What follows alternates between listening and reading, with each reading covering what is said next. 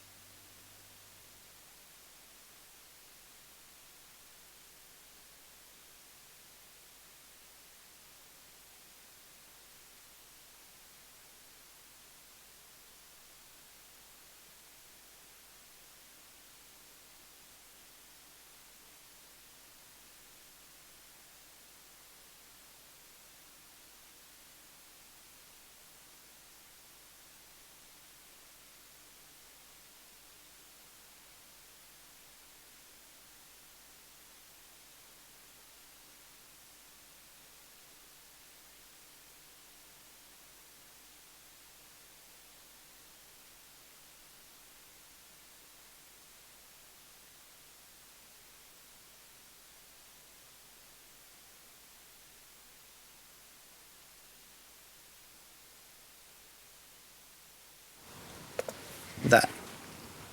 Am I on? Yeah.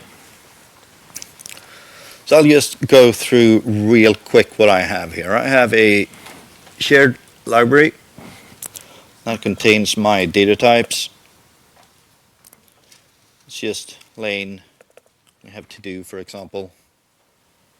What you might notice here is we do not have a relation like an object relation here. Because again, you can't know that the object that you're looking for is in the same data source. So you have to use IDs. You might notice that my ID is of type string. We usually, yeah, we use an int, we use a GUID, whatever. Do we know that it's an int in this other data source?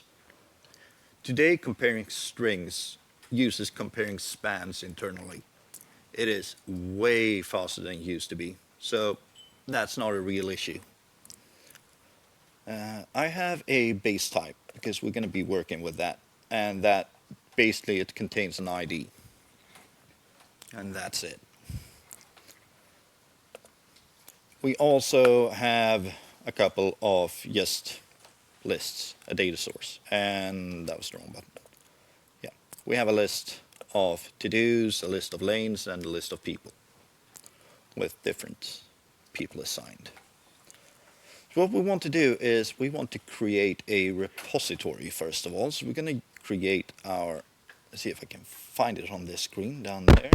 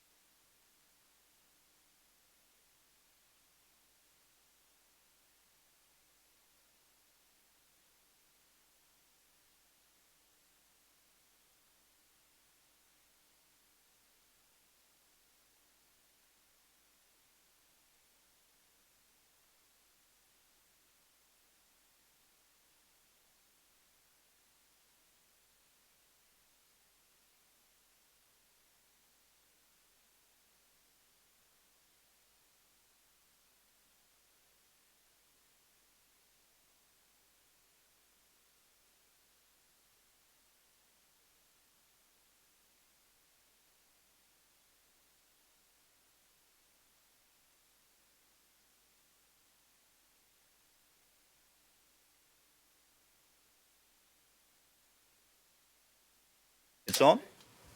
No, it says bad battery. All right.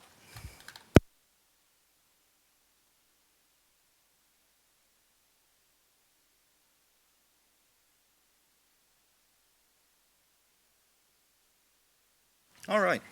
So now you can hear me through the speakers, I hope. Here you have a gift. Thank you. Please don't throw them in the burnables. I'm gonna shortcut. Yeah. So let's also switch back to the right slide. And apparently I also need to do Windows P and expand. Yeah, time for some code. Time for this to wake up. I think you killed my clicker, or he killed my clicker. So I'm gonna have to run back here and click. There we go. Another important little bit of this pattern is the unit of work. Because when you're using multiple data sources, you're doing your foreign keys, your constraints, everything manually. You don't want to end up with a partial save. You want to save everything or save nothing and throw an error of some kind. So that is what unit of work does. It helps you with transactions, aka what I just said. You save everything or you save nothing. It helps you keep data reference integrity. It helps you keep your data consistent. So to build this, you usually want to add a retry policy. If something fails, try again. You also want to order your saves by risk. So you do the most risky saves first. A repository could speak to a web service somewhere. That's also a data source. You could query, I don't know, cat as a service and get a picture of a cat. Awesome service, by the way. And get that as a binary. That would probably be something that you do first, and then you save to your database. So you want to order them by risk. Let's see if this works now. Yeah, it did. So there are a couple of different ways to do unit of work, because you need to somehow find your repositories. If the unit of work doesn't know about the repositories, obviously it's not going to work. So you have a couple of different ways. You can use a property. I would not suggest using a property. With that, you inject all of your interfaces for your repositories into your unit of work, and you access them that way. This will make your unit of work grow. As soon as you add another table, another data type, you have to go into unit of work and add it. I much prefer having generic things. You have get repository. This is a pattern that I used for a long time. And then I stopped because it's not really a good pattern. To do that, you need to bust your DI container. You need to inject your kernel if you're using inject, or your what's it called service collection if you're using Microsoft, and there are others, of course. Because with that, you need to be able to activate a T. And T would be the repository type. These days, I use attach. So I inject the repository where I need to access it. Before I save anything, I do attach on the unit of work to add the repository to the tracker. This, yeah, it works. Let's jump on to the next one. And the next one is more code. Let's see if this works better this time. Windows P, duplicate, and we're going to bring up the code again. Here we go. So once again, we need an abstraction because interfaces are tasty. Unit of work. So what do we need to be able to do here? We want to have a bool that tells us if our transaction is open. we can make sure that we're ready to save things. We want a start transaction, as usual, cancellation tokens everywhere. And we want to be able to commit it. And we want to be able to roll it back. Then we have two methods, one for cancellation token and one for detach as well. If we changed our minds for some reason, we no longer want to track this. That's it. This is what a unit of work does. Let's also implement that. I'm going to put that in the root here. Root is going to be a fake unit of work, because this isn't really going to work against the real data source anywhere. And we want to inherit from our unit of work using, and I jumped over to the wrong place because I have extensions that I don't quite agree with that I should probably uninstall. Let's start writing our fake unit of work, right? So again, we want a transaction open. The question is how much of this code that it's showing me is correct. It's not quite correct, no. So we want a repositories list. This I will have in pretty much every repository that, unit of work implementation that I write, because we need to keep track of what repositories we have attached. So we have the start transaction in this case, and that's going to be, who here knows about this pattern? That gets compiled out, so you don't need to care about that. We have the async keyword up there to make life easier, because return task completed task doesn't get compiled out. This does. So instead of having pragmas all over the place to just get rid of the warning, I add an await task completed task and I get rid of that warning. And so we have a no-op to, we do nothing when we start a transaction. We also have commit. So in this case, we're going to loop over the repositories that we're tracking. We're going to save all of the changes in these first. So it will contact our data source first. It'll try to send over our changes, which the repository handles. And we're going to close the transaction. Right. And I just realized, no, that this is fine, because this is a fake unit of work. We don't need to care about, creating a database transaction. Usually you want to do that in start. You want to close it in commit. So, and we need a rollback. Again, same pattern. No op. And let's see, we want an attach.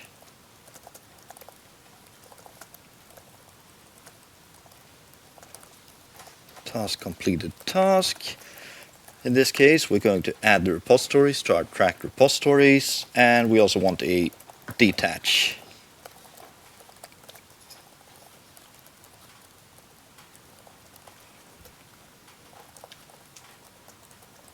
And in that case, we're just going to remove that. I am going to be entirely honest. I am not entirely sure that my detach method works. I haven't tried this pattern. It's trying to remove the instance. I'm not entirely sure if the list will recognize that reference, but you get the point, right? So here we're going to add it to repositories. We're going to remove it. Up here we would, maybe I should write that as well. Let's see here.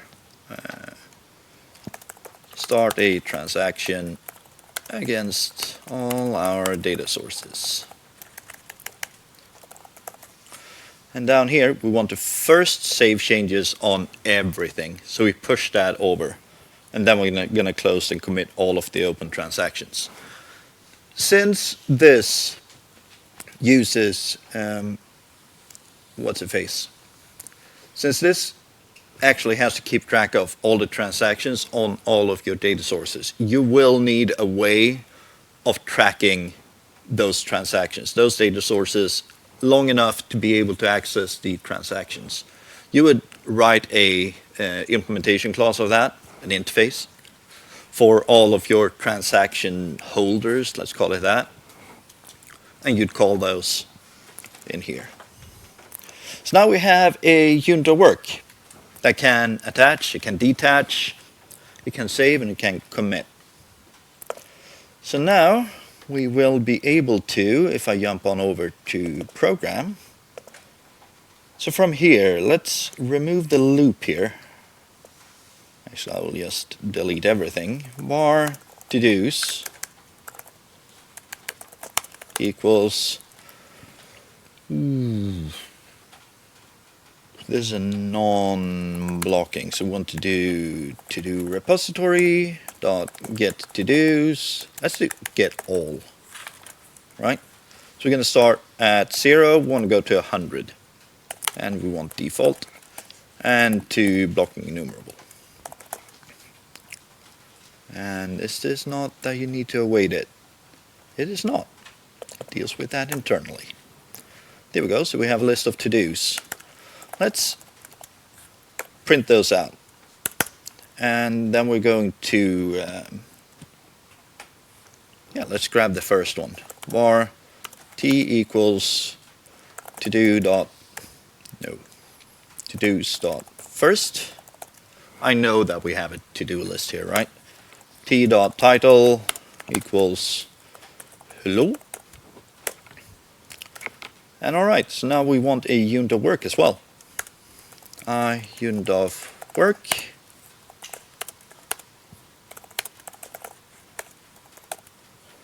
There we go.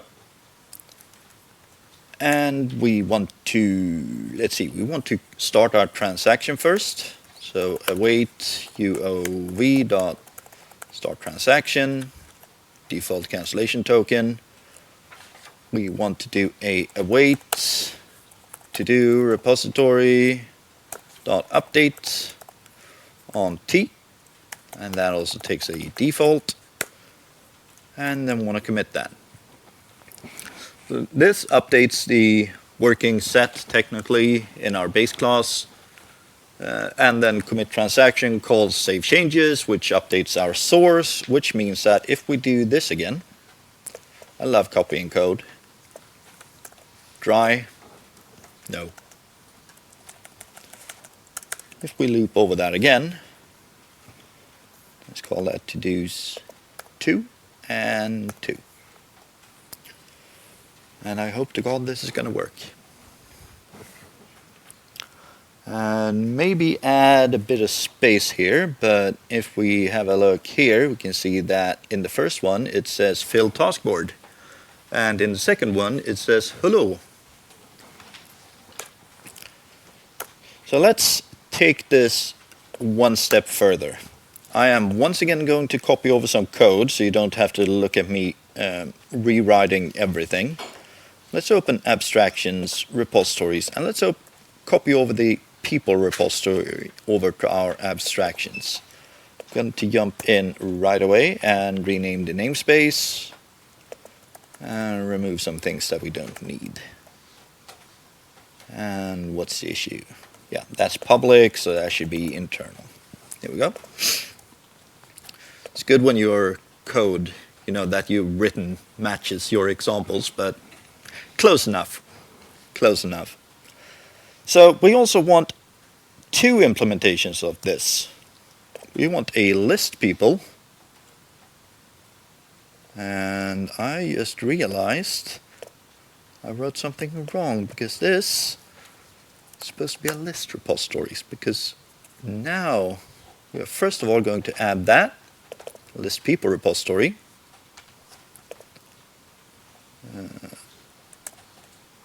Using Let's actually change the namespace. And iPeople. There we go. Remove the namespaces that we can't use. So this is, yeah, it's basically the same thing as the last one. Get by last name, get by birth year. Now what we're going to do is we're going to create a new folder here. Let's call this File Repositories, the folder that I just removed. And we're going to copy that file over.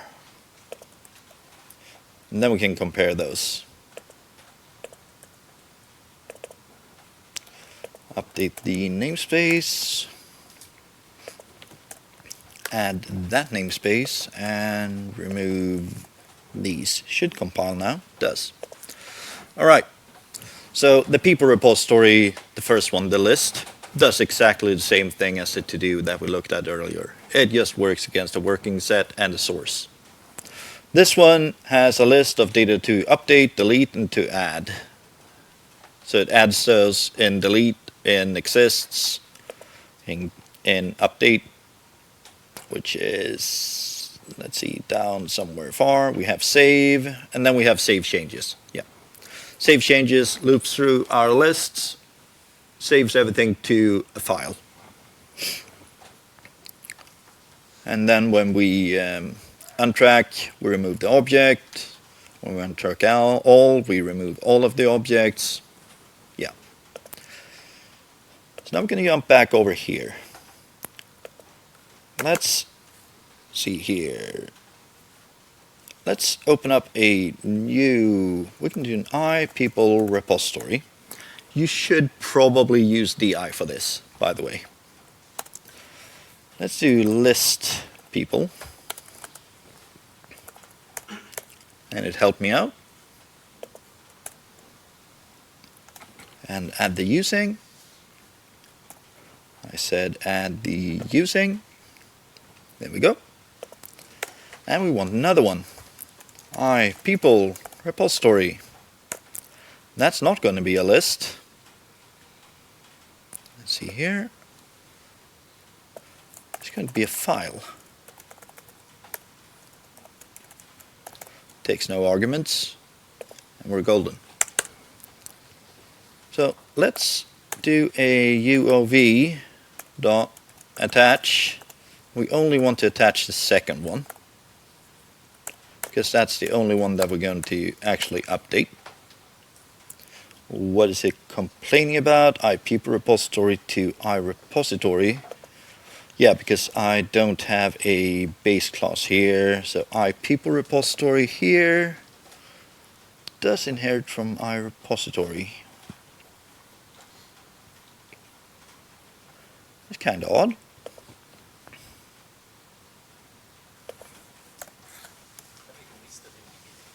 Huh?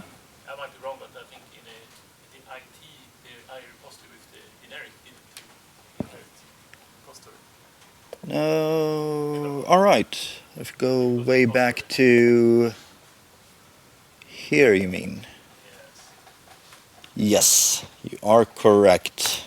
Remember that for 30 minutes. There we go. You have a great memory. So if we jump back now to program again. Yeah, that works. We need to await this row as well.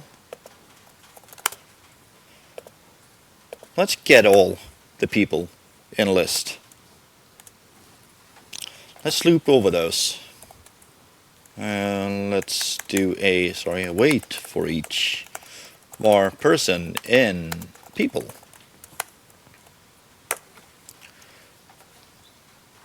I'm changing it to a blocking. Let's not do that. Let's do that. So we keep using iasync enumerable here. Because otherwise we will pause on this line here until everything is collected. Here we can loop over it as it comes in. And what we want to do is we want to list people2 dot save person and default. And await that, because easy to forget. And let's do a Let's do a up here. UOV, wait, UOV dot start transaction. And down here we want to do a commit transaction.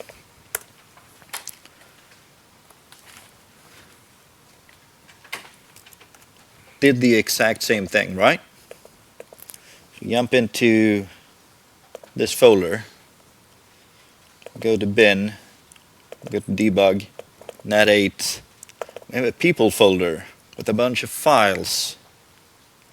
If I pull that over to here, just one of them, you might recognize this data. So we just did a migration from a static list over to a file repository in, I don't know, 10 minutes-ish. And a simple case, but yeah. If the original source was files and you want to move it to the database, exact same thing. Or in something that I'm about to do, I'm about to move from SQL Server, a products table, over to a document database. And it will basically be this. I'll write a repository for the document database and products in that, load them from one, save them to the other, and golden. And since we're using async enumerable, I can do all, I think, 15,000 at once. I don't need to care about it and batch it and whatnot. There was something else I was going to talk about.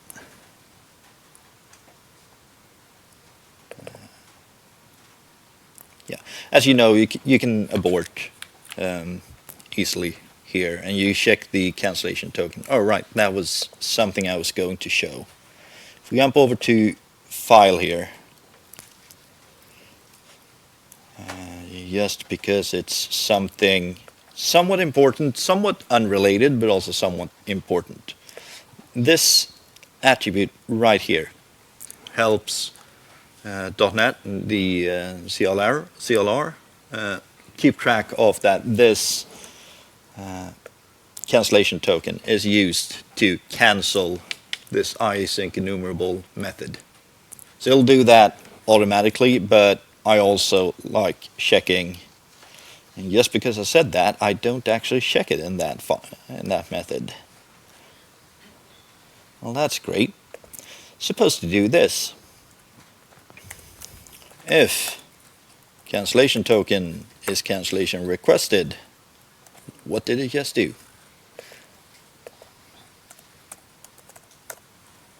We want to yield break. Always do that when you're working with cancellation tokens and looping, because you want to leave early if the cancellation is requested. If you have a web call and it wants to call 1,000 things in your repository, and they close the browser and close the connection, maybe you don't want to, keep going. Let's jump on back to the presentation. To the presentation, please. Let's do this, and then redo that. Let's do this. Do that. There we go. So we just did some more code, and that is basically what I had to say about this. So summing it up, the first part feels really weird because we've always worked against was it third level of normalization. You'll have relations. You can't have tracked relations. Let your repositories grow with specific things that you need to do. Don't think that, so I need to get everything and then query it. Make sure that your queries in the repository are as narrow as you can. You just don't want to get data that you don't need. Interface-itis isn't always a bad thing, and base classes will save you a ton of time. Right, I just remembered what I was going to show you more. Do you want 3 more minutes of code? Yeah. Jump on over here, duplicate. So assume that we want to read the people and we want to read the to-dos. In Azure SQL, for example, we have about 10 milliseconds of lag between us starting the query and we're actually getting the result. Now this can be pretty bad, because if we do this, and inside of this loop, let me move up list people real quick. We're going to assume that, just for lols, I just removed the line. Let's grab that whole thing, let's put it up there. Let's assume that we're looping through the to-dos, and in here we want to get the person that's attached to that. Var p equals await. There we go. And that's only get, not get by ID. Exactly what you call this, of course, it's up to you. I'm getting a null warning. I don't care right now. So in this case, I could change this to be a p first name colon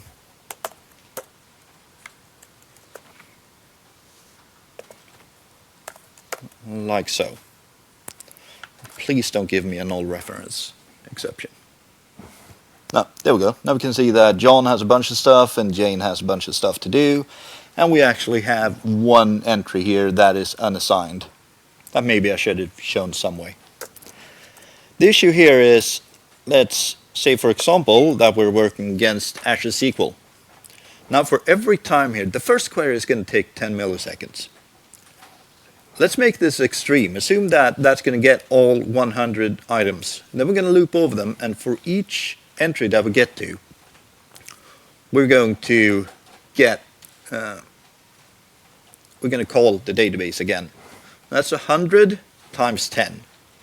Doesn't sound that bad. Again, assume that this is 5,000. That's all of a sudden, I can't count, but many seconds. And that's not a great experience. So what we can do is, in here, first of all, we can do var people, add-ons, extensions.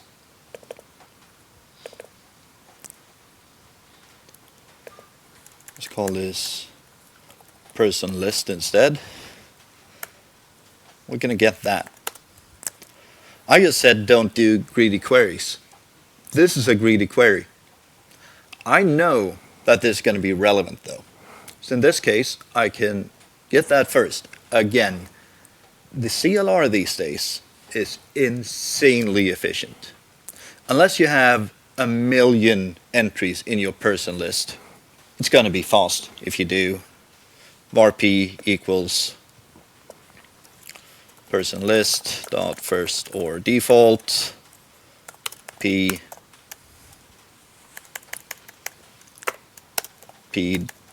dot id equals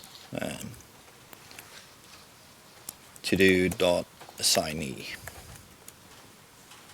That's going to be fast until you get like many thousands of entries.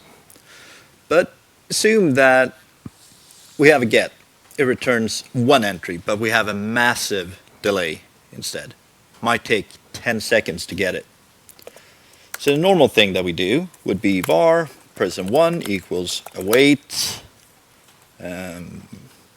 list people get. So we're going to get 1, and var person2, same thing. And I just realized I need to make that a string to default. So if it takes a second to get a person entry, how long is this going to take to execute? 2 seconds. Why are we awaiting these?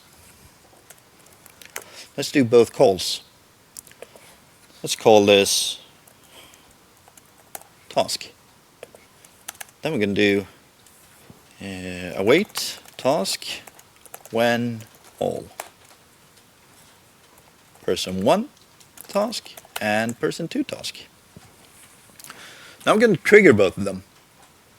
And then we're going to wait until all of them are done, instead of grabbing everything one at a time. The problem here is, of course, that we have tasks now, so we want to do that.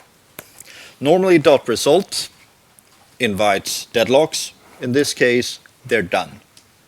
Both of them have run to completion, so we can do dot result. And now we're going to see if PowerPoint wants to play ball. It does not.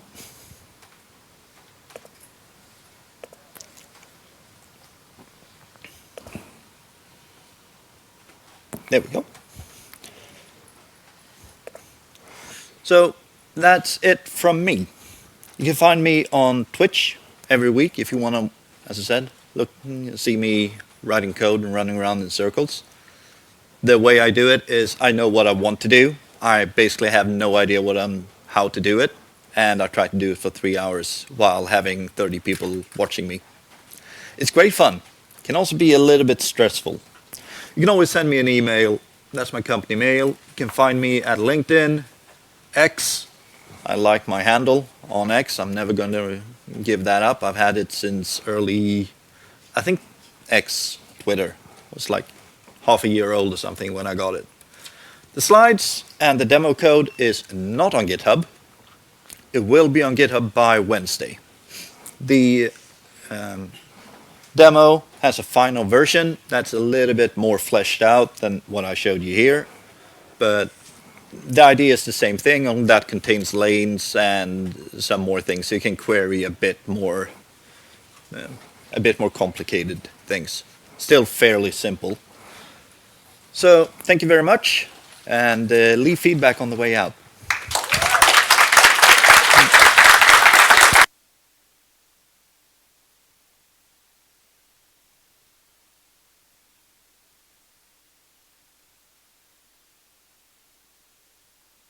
I would have invited questions, but we're on time. But if anyone has any, you're welcome to come up and ask me.